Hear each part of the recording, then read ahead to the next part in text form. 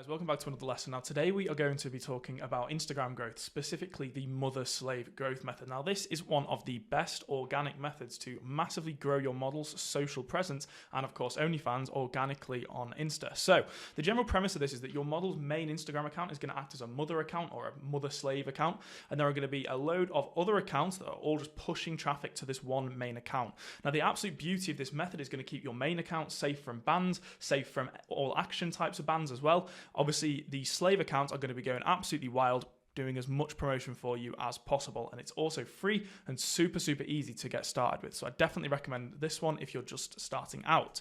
Now, I'm going to take you guys through a little bit of a how-to. So the first step is decide which account is going to be your model's mother account. Now, usually I'd choose the one with the largest amount of followers, the account that's got the biggest following so far, your model's main Instagram account. That is going to want to be the mother of the slave account. The likelihood is probably aged by this point as well, which is going to make it even less susceptible to bans. So set up the bio on this account as you usually would. We've gone over this in earlier lessons, how to make an account look attractive. And obviously, if you're using the MotherSlave strategy, you do not want to be doing too many shoutouts for shoutouts on this main account. Save that for the slave accounts. You want to keep that main mother account fully engaged with the fans. You don't want it to look spammy. You want people to be fully engaged when they're following that mother account. You need it to be worth their while going from the slave accounts to the mother accounts. Then you're going to essentially start setting up your slave accounts in a similar format to the main account. So you may use the same name, but then add on the end priv, privy, new, whatever you guys want to use. Add a prefix or a suffix, and essentially just make sure that the main element of the name is actually there, but you've just got a little bit added on as well. And then the difference with the slave accounts is that in the bio you're going to have go follow at the mother account, or for more at the mother account, however you guys want to do it. Now, obviously, in terms of the URL link on there, we find it best to include your model's standard OF link as well, taking them to the account on all the slave accounts. Now, we have experimented with using the URL for like the main Instagram account link. It just doesn't work quite as well. Tagging the main Instagram and then having the OnlyFans URL link works the best, so make sure you guys are doing that. All of the content that you are going to be posting on these slave accounts is usually going to be taken from the mother account and re-uploaded. Now, in terms of the Reddit lesson we talked about, and same across every platform, you do not want to be posting the same content in the same order to all of these accounts. So make sure that you are obviously posting it in a slightly different order. Now, also when posting on the slave account, make sure that in the caption you're actually tagging the mother account as well. So similar to the bio, follow at mother account to see more along those lines. Make it different every time. It's really super simple to think up with some different options. Suggesting following the mother account is obviously going to give them access to further content. Now that's another little trick that we use, to see more.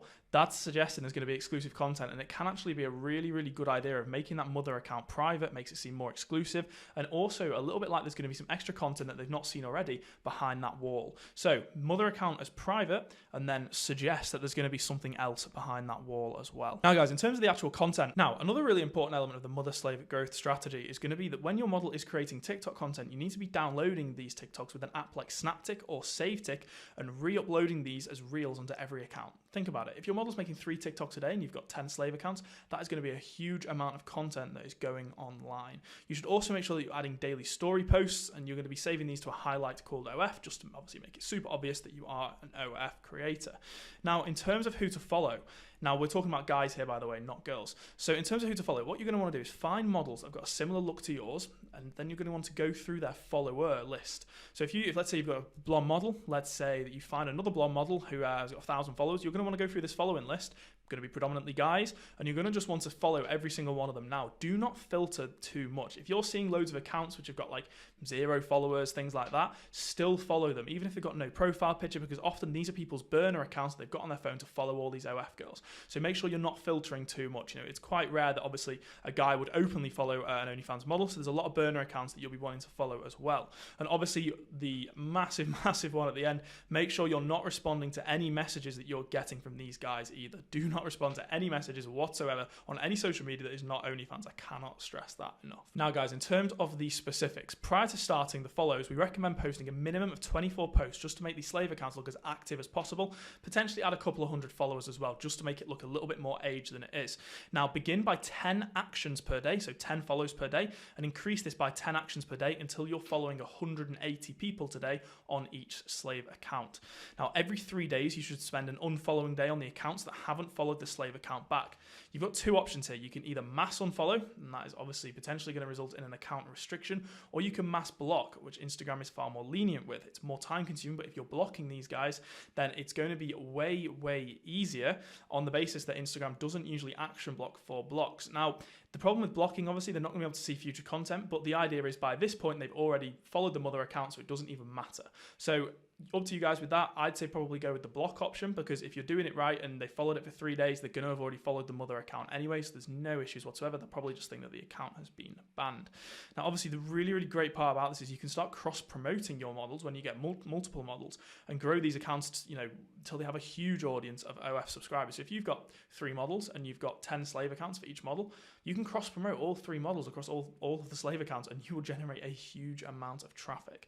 So that is essentially the best way to go about doing the MotherSlave method.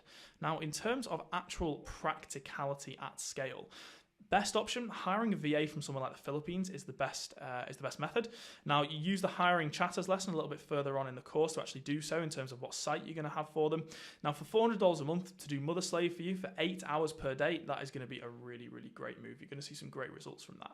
You don't want to be spending all of your time doing this hands-on. You've got way more important things to be doing with your agency. You don't want to spend all day following.